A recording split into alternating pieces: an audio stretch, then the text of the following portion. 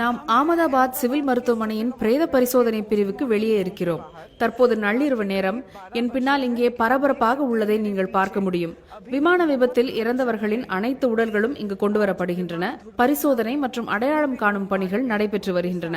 இங்கு பலர் குடும்பங்கள், நண்பர்கள் மற்றும் உயிரிழந்தவர்களின் உறவினர்கள் உடல்களை உரிமை கோர காத்திருக்கிறார்கள்.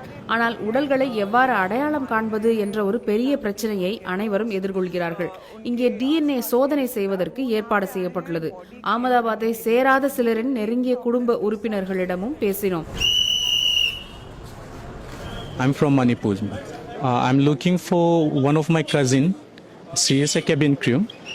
So far, I haven't got any information. However, I'm trying my best so that I could identify it in one way or the other way, so that I can give a little bit of information back home.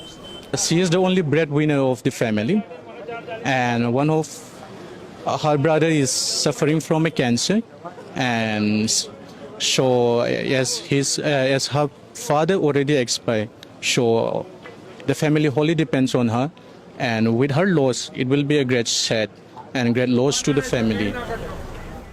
விமானத்தில் பயணித்தவர்களின் உடல்கள் மட்டுமல்ல, விபத்து நடந்த இடத்தில் இறந்தவர்களின் உடல்களும் இங்கு வைக்கப்பட்டுள்ளன. वो मेरे मामा और उनकी लड़की दोनों टिफिन देने जा रहे थे उनके रिलेटिव को, तो अचानक से क्या है कि प्लेन क्रैश हुआ, तो उसकी जो भी फायर थी तो उसके झपड़ में आ गए दोनों. वैसे तो जा रहे थे दूसरी तीसरी मंजिल पे, पर नीचे ही ऐसे फायर हो गया, तो वो जल के वहाँ पे ही डेथ हो गई उनकी. फिर वहाँ से उनको एम्बुलेंस में इधर लाया है, तो अभी PM तो करवा दिया है, तो डेड बॉडी के लिए अभी हम वेट कर रहे हैं. जैसे ही अभी मिलेगा डेड बॉडी तो हम घर पे लेके जा सकते हैं.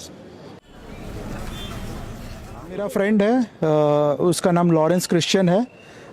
29 मई को उसके फादर की डेथ हो गई थी. सो UK से वो अहमदाबाद आया फॉर लास्ट राइट्स, एंड आज वो वापस जा रहा था फ्लाइंग बैक टू UK, और वही I-71 में ही था वो.